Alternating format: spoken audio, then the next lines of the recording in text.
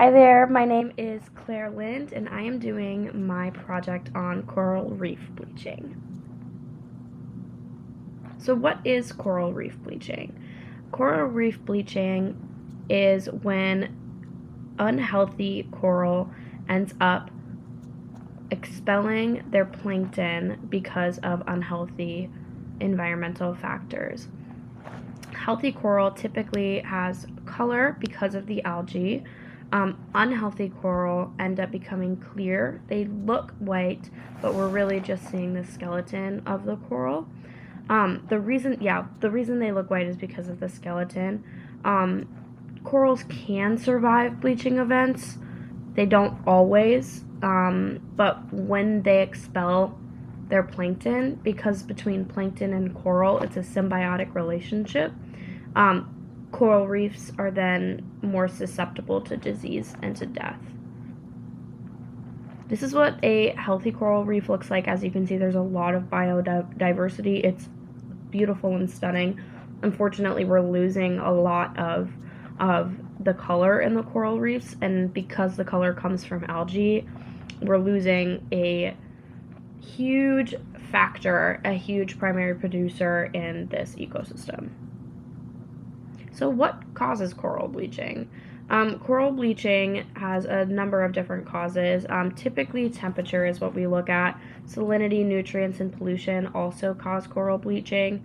When I think of coral bleaching and I think of the oceans and climate change, I typically think of increased temperature.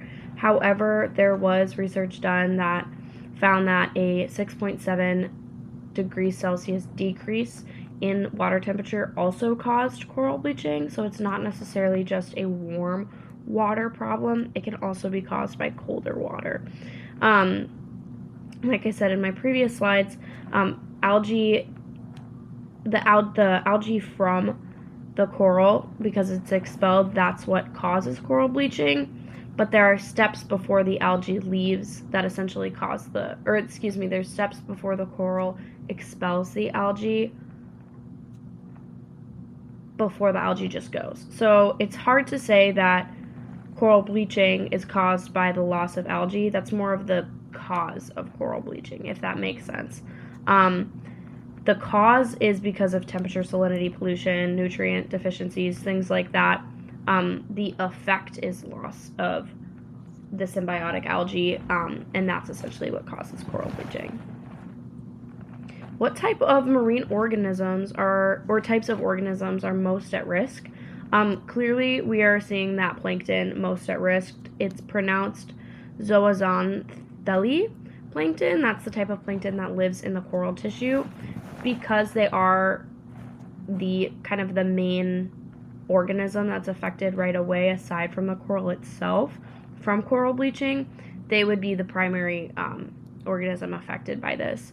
Another organism that research is finding to be going extinct actually is the orange spotted filefish.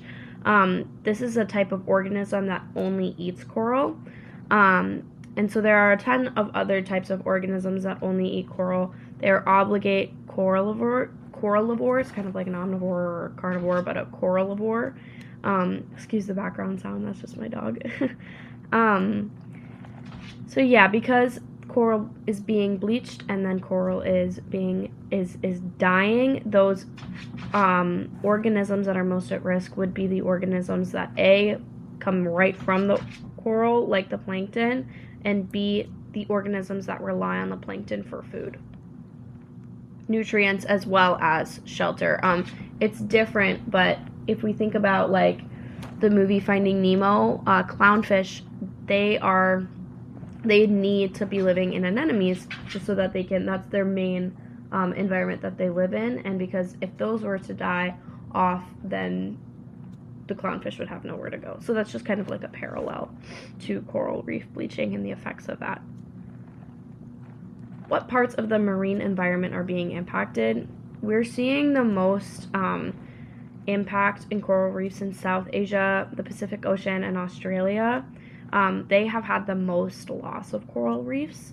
About 25% of all marine life relies on coral reefs for habitation and feeding, So regardless of if you're that primary recipient of the loss of coral reefs, like the obligate corallivores or the zooxanthellae plankton, coral reefs are kind of like the ocean's rainforest. So because they're lost, it's not just like a drop out of the ocean. It's kind of a big deal when they're dying and when they are diseased.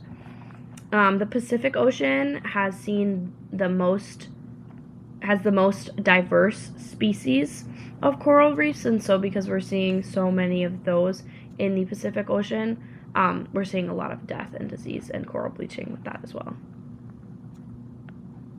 What is being done to mitigate the issue? Something I think is really fun is people are kind of like propagating almost or replanting nursery grown baby corals into healthy ocean floor.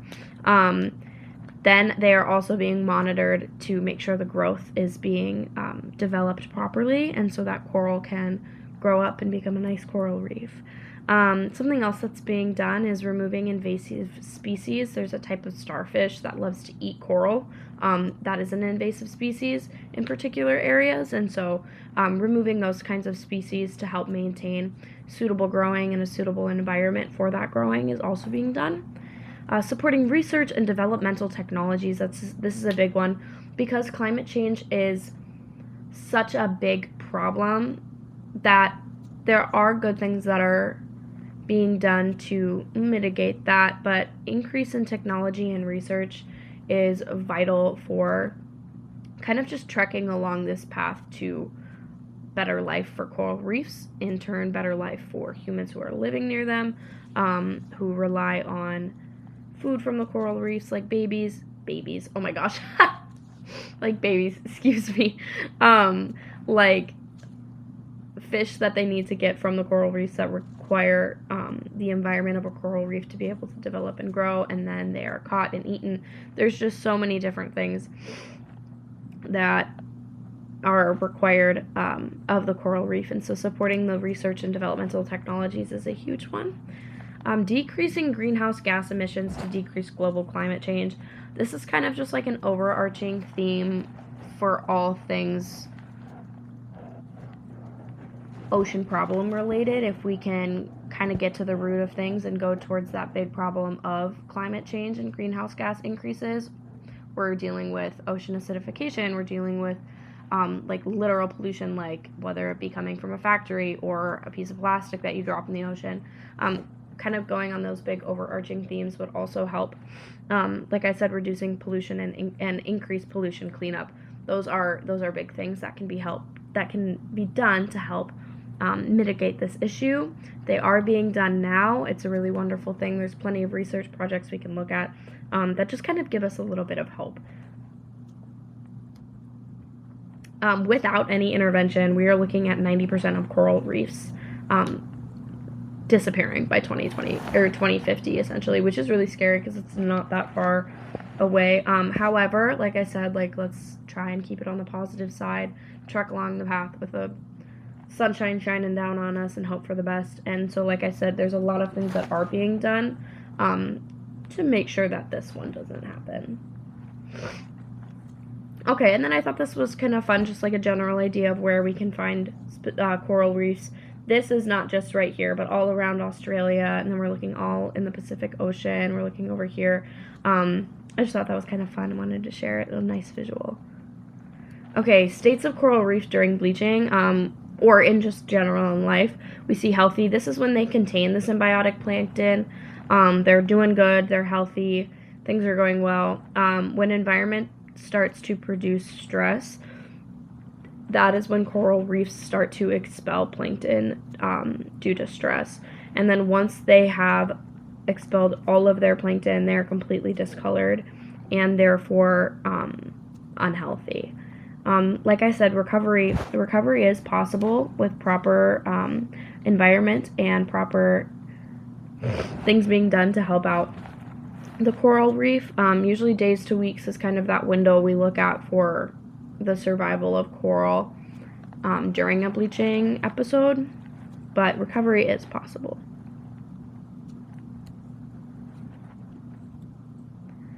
Okay, families of coral reefs that are more at risk. Polycoporidae, excuse me if I say that wrong. This kind of coral reef, these are families of different species of coral reef. Coral reefs, their branches they grow fast and very long, and so because of that, it makes them more susceptible to coral bleaching, disease, and death. Acroporidae, I feel like I'm totally butchering this.